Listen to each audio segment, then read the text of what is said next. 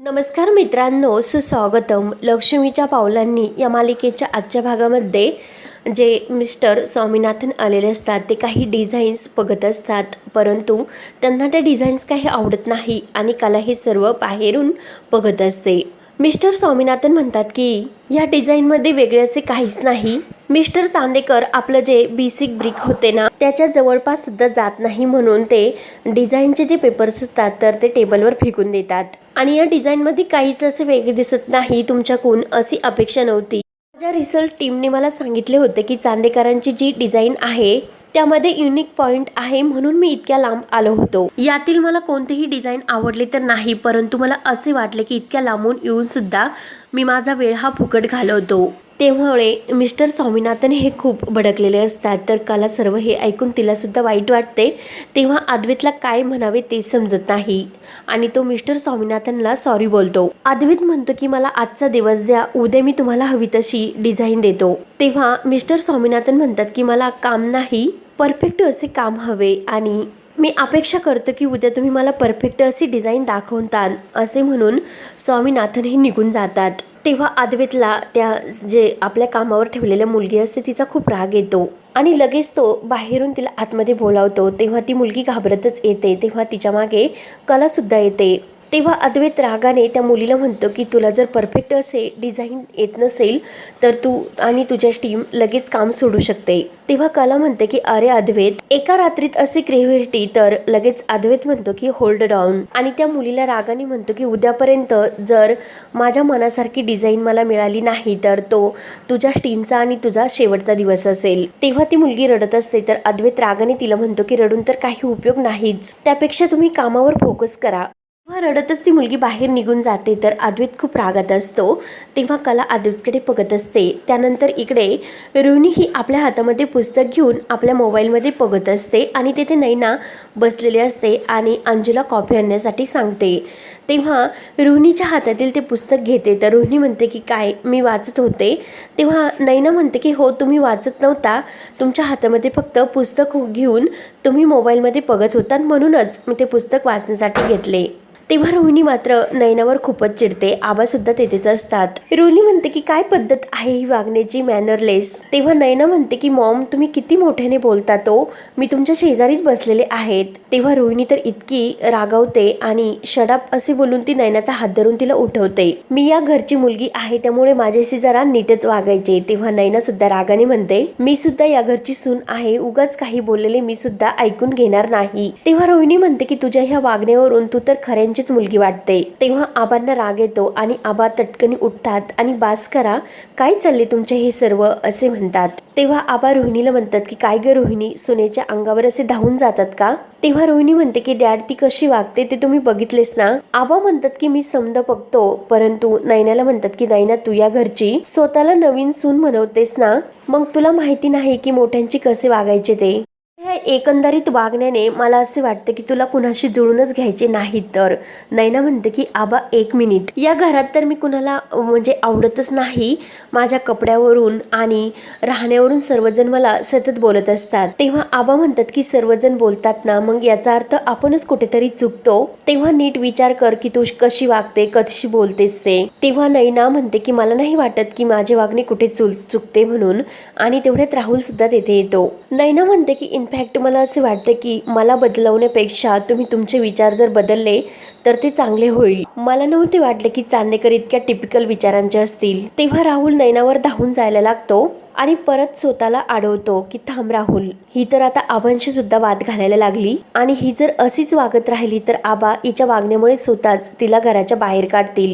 आबा म्हणतात की आमचे जर विचार असे भुरसटल्यासारखे असते, तू अशी मोकळेपणाने बोलू सुद्धा नसते शकली. आणि एक गोष्ट लक्षात ठेव की चांदेकरांची सून होणे काय असते हे तुझ्या बहिणीकडून कलाकडून शिक. आणि आबा रागाने रूम मध्ये निघून जातात. तर तेवढ्यात अंजू ही नैनाची कॉफी घेऊन येते आणि मॅडम ही तुमची कॉफी. तेव्हा नैना तावतावाने निघून जाते. तर रोहिणी ही रागाने राहुलकडे बघत असते. त्यानंतर इकडे कला ही ऑफिसमध्ये असते. तर अद्वैत थोडासा बाहेर गेलेला असतो. तेव्हा कला ती डिझाईनचा तो कागद घेते आणि ती डिझाईन सर्व व्यवस्थित बघून आपल्याला अशी डिझाईन व्यवस्थित जमते की नाही परफेक्ट म्हणून प्रयत्न करत असते. आणि तेवढ्यात तेथे अद्वैत येतो आणि अद्वैत लगेच तिला म्हणतो की एक सेकंद, काय चालले तुझे हे सर्व. तुला आमच्या महत्त्वाच्या डॉक्युमेंट्सला हात लावण्यासाठी कोणी सांगितले? माझ्या बेडरूम मध्ये तर घुसली, पण माझ्या कॅबिन मध्ये सुद्धा आता तू घुसणार का? तेव्हा कला म्हणते की अरे अद्वैत, मला फक्त जमते की नाही हेच मी बघत होते. तेव्हा अद्वैत पुन्हा रागाने म्हणतो, समजतेस काय स्वतःला? तुला कोणी सांगितले होते नको तिथे डोके लावण्यासाठी? तेव्हा कला म्हणते की अरे अद्वैत, मला इतकेच म्हणायचे होते की तुमची डिझाईन आणि तुमचे ते पेंडल मॅच होत नाही, म्हणून मी नवीन ट्राय करून बघत होते की मला नवीन वेगळे पेंडल मिळते की काय. हे बघ, मी तुला काढून दाखवते, तुला जर ते डिझाईन आवडले तर आपले काम होईल. तेव्हा अद्वैत म्हणतो की काय, तुझा माझ्या बिझनेसशी काही संबंध नाही, माझ्या घरामध्ये घुसली ते बस झाले. तेव्हा कला म्हणते की प्रत्येक गोष्टीमध्ये आपला संबंध नाही, मग तरच आपण एकमेकांना मदत करू शकतो का? तेव्हा अद्वैत म्हणतो की अगं, पण तू चांदेकर ज्वेलर्सची एम्प्लॉय आहे का? तुला डब्बा देण्यासाठी सांगितला होता, मग दिला डब्बा, आता जा इथून. कला म्हणते की अरे चांदेकर, इतका का बोलतोस? मी फक्त तुला मदत व्हावी म्हणून हे सर्व करत होते. तेव्हा अद्वैत म्हणतो की मला तुझी मदत नको, तिथे आगाऊपणा करण्यासाठी कोणी सांगितला?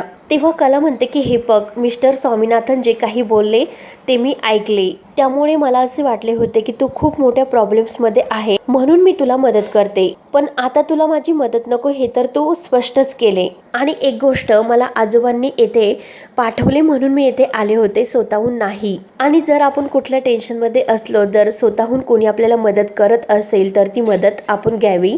तेव्हा अद्वैत म्हणतो की आबांनी तुला येथे पाठवले, त्यांनी फक्त तुला डबा देण्यासाठी माझ्या कामामध्ये येऊन लुडबुड कर असे नव्हते सांगितले. आणि मला मदत करण्यासाठी तुला ज्वेलरी डिझाईन मधील काय कळते? दाराबाहेर रांगोळी काढणे इतके सोपे काम वाटते का तुला? तू बनवते ते खोटे दागिने वेगळे आणि ऍक्च्युअल हिऱ्या मोत्यांचे सोन्याचे दागिने हे वेगळे. आपल्याला जगातील सर्व काही कळते असे तुला वाटते, म्हणून कलाने ज्या कागदावर ते डिझाईन काढलेले असते तो कागद तो फाडून टाकतो आणि हे असे उद्योग तू करते असे म्हणतो. तेव्हा कलाला खूप वाईट वाटते आणि तिच्या डोळ्यातून पाणी येते आणि कला आपली बॅग घेऊन तेथून निघून जाते. त्यानंतर इकडे रोहिणी तर राहुलवर खूपच भडकते. तुला शेवटचं सांगते, आत्ताच तुझ्या बायकोला आवर, नाहीतर एखाद्या दिवशी मी तिच्या कानामागे मारेल. आज तर तिचे मुस्काट फोडले असते, परंतु डॅड तेथे समोर होते. राहुल म्हणतो की अगं मम्मा, ऐकून तरी घे. तर रोहिणी म्हणते की काय ऐकून घ्यायचे तुझे, हे सर्व तुझ्यामुळेच घडले, तुझ्याच मूर्खपणामुळे ती मुलगी का घरात आली आणि आता डोक्यावर मिरे वाटते. तू तर तेथे येऊन शांत उभा राहायला काहीच बोलला नाही. राहुल म्हणतो की मी शांत राहिलो का?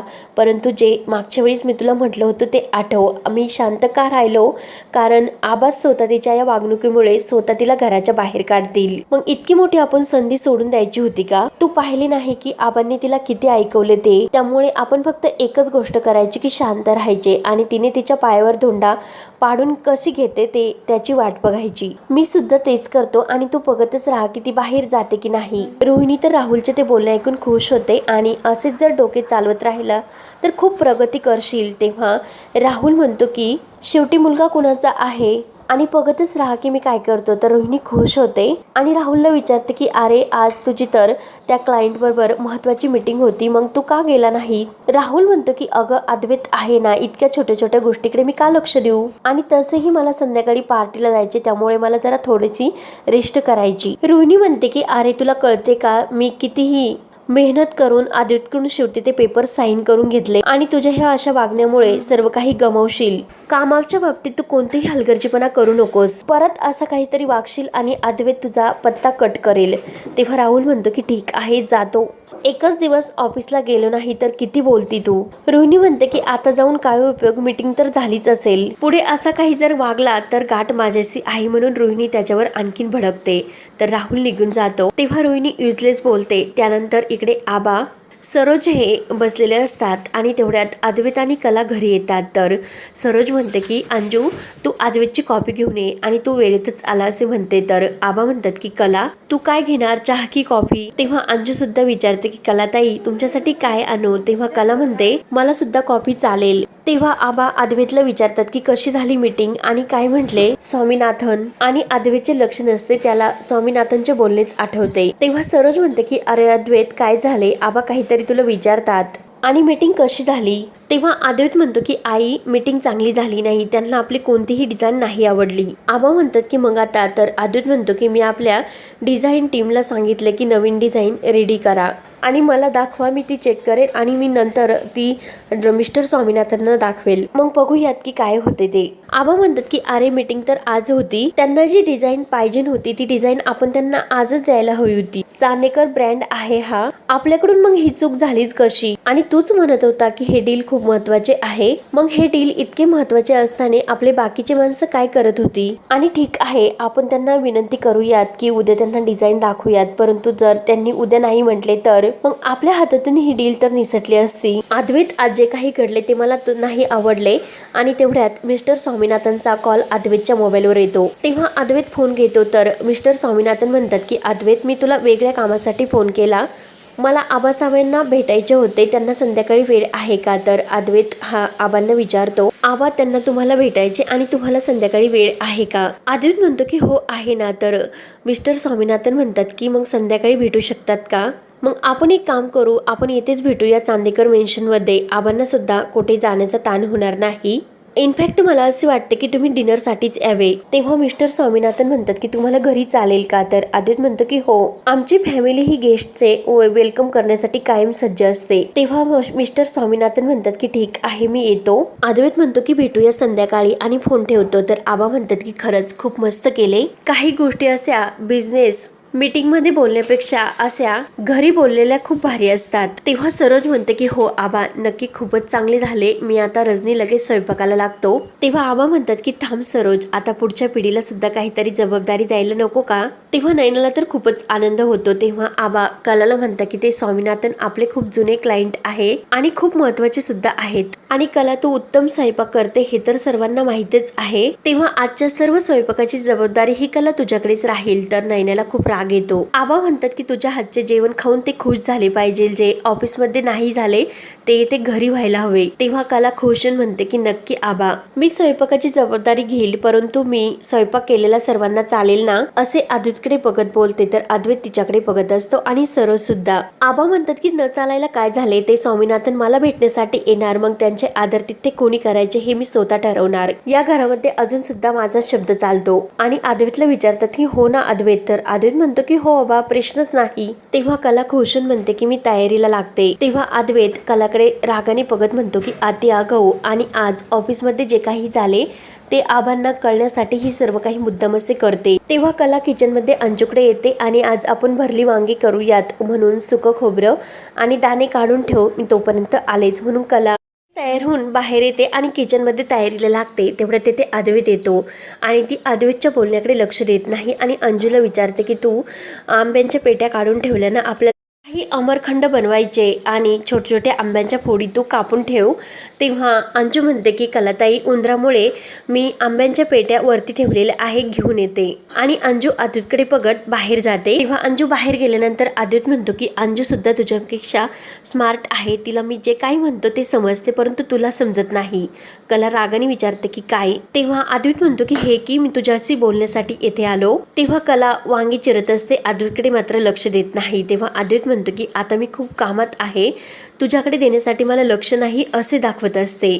मी येथे तुझ्याशी बोलण्यासाठी आलो, मला असे इग्नोर केलेले नाही आवडत. कला म्हणते की तुला काय आवडते आणि काय आवडत नाही हे तू मला का सांगतोस? अद्वैत म्हणतो की मी माझ्या आवडीनिवडी नाही सांगत, माझा पॉइंट वेगळाच आहे. आबांनी माझ्यावर चिडावे हाच तुझा पॉइंट होता का? तेव्हा कला म्हणते एवढाच तुझा पॉइंट होता का? तर अद्वैत म्हणतो की हो, इतकाच पॉइंट होता. तेव्हा कला म्हणते की जसे ऑफिसमध्ये तुला तुझ्या कामामध्ये लुडबुड केलेली आवडत नाही, तसेही माझे काम आहे, मला सुद्धा नाही आवडत. तेव्हा अद्वैत म्हणतो की हे बघ. तर लगेच कला म्हणते की आजोबा, म्हणून अद्वैतला घाबरवते आणि स्टोरूम मध्ये निघून जाते. तर इकडे नैना खूप काही साड्या काढते, खूप पसारा करून ठेवलेला असतो. राहुल येतो आणि राहुल म्हणतो की नैना हे सर्व काय आहे, इतका पसारा कशाला?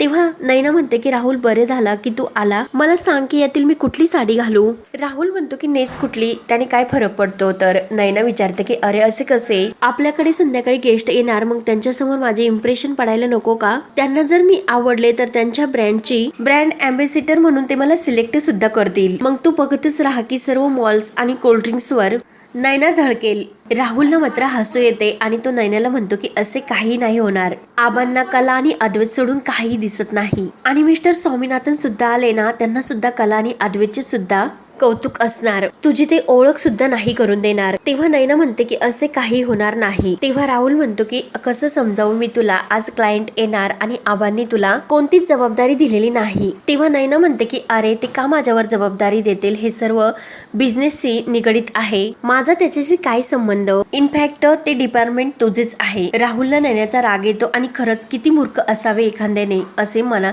तो म्हणतो. तर कलाची पूर्ण इकडे किचन मध्ये तयारी सुरू असते आणि अंजुला ती हाताला धरून सर्व काही व्यवस्थित करत असते. रजनी येते आणि अगं कला काही मदत हवी का असे म्हणते. तर कला म्हणते की रजनी मॅडम आम्रखंड, आणि तेवढ्यात अद्वैत येतो आणि हे काय, फक्त एकच तास राहिला की मिस्टर स्वामीनाथनना घरी येण्यासाठी आणि अजून तर काही तयारी दिसत नाही. तर रजनी म्हणते की अरे अद्वैत असं काय करतो, सर्व तयारी व्यवस्थित झालेली आहेत, तू काळजी करू नको, सर्व व्यवस्थित होईल, डाळीला फोडणी देणे बाकी आहे, होईल सर्व. तेव्हा आदित्य म्हणतो की अगं काकी आपलं ओपन किचन आहे, मग त्यांच्यासमोर कुठे असे फोडण्या वगैरे द्यायच्या. रजनी म्हणते की अरे तुला तर फोडणी वगैरे सर्व कळायला लागले, लग्न झाल्यापासून अगदी संसारी झाला तू. आदित्य म्हणतो की अगं काकी तसे नाही, कारण फोडणीचा ठसका लागतो, डोळे चुरचुरतात इतकेच. तर रजनी म्हणते की तू काही काळजी करू नको, आम्ही सर्व व्यवस्थित करतो, तू बाहेरचे बघ. कला ही रागाने आदित्यकडे बघत असते. त्यानंतर इकडे नैना ही राहुलला म्हणते की मी मग नवीन साडी घेऊ का. तर राहुल म्हणतो की अगं साडींचं काही घेऊन बसलीत, आबांनी कलाला जेवण तयार करण्याची जबाबदारी दिली. नैना म्हणते की हो, ती नेहमीच जेवण बनवते, त्यात वेगळं काय असे. तेव्हा राहुल म्हणतो की अगं नैना कसे समजावी, मगाशी आबा, रजनी मामी आणि सरोज मामीला काय म्हटले, पुढच्या पिढीने सर्व जबाबदारी घ्यायला पाहिजे आणि सगळी जबाबदारी दिली कुणाला, कलाला, आणि तू या घरची सून आहे हे सुद्धा त्यांच्या लक्षात नाही आले. लक्षात जरी आले असते तरी त्यांनी विषय नसता घेतला. ते असे सुद्धा म्हणू शकले असते की नैना आणि कला मिळून सर्व काही करतील, पण ते असे नाही म्हटले. आबा नेहमी तुला काय म्हणत असतात की हे कलाकडून शिकून घे, ते कलाकडून शिकून घे. आबांना नेहमी ती चुकीची आणि कला गुण संपन्न का वाटते, कारण तिने आबांच्या डोक्यात भरून दिले की तुझी आणि माझी घरच्यांसमोर इमेज ही खराब करून ठेवली. नैना म्हणते की हो, तू अगदी बरोबर बोलतो, कला लहानपणापासून अशीच आहे, स्वतःला खूप शहाणी समजते, पण मी सुद्धा साधी नाही, मी तिची कशी चांगली जिरवते ते बघच. आजची मीटिंग साठी खूप इम्पॉर्टंट आहे ना, मग इथून पुढे घरातील कोणतीही व्यक्ती कलावर विश्वास ठेवणार नाही, याची जबाबदारी आता माझी राहील. आणि हा भाग येथे संपतो. पुढील भागामध्ये रजनी आणि कला ह्या स्वयंपाक करून बाहेर जातात आणि तेवढ्यात नैना येते आणि त्या पूर्ण भाजीमध्ये ती मीठ टाकून देते. तर इकडे कला ही स्वामीनाथनची डील आपल्याला मिळावी ही आबांची इच्छा आहे, म्हणून कला मस्त अशी डिझाईन आपल्या डायरीमध्ये काढत असते आणि तेवढ्यात अद्वैत येतो. तर अद्वैत विचारतो की काय आहे, तर कला लगेच डायरी लपवते आणि कुठे काय असे म्हणते. तेव्हा आता पुढे काय होणार हे पाहण्यासाठी चॅनलला नक्की सबस्क्राईब करत राहा. धन्यवाद.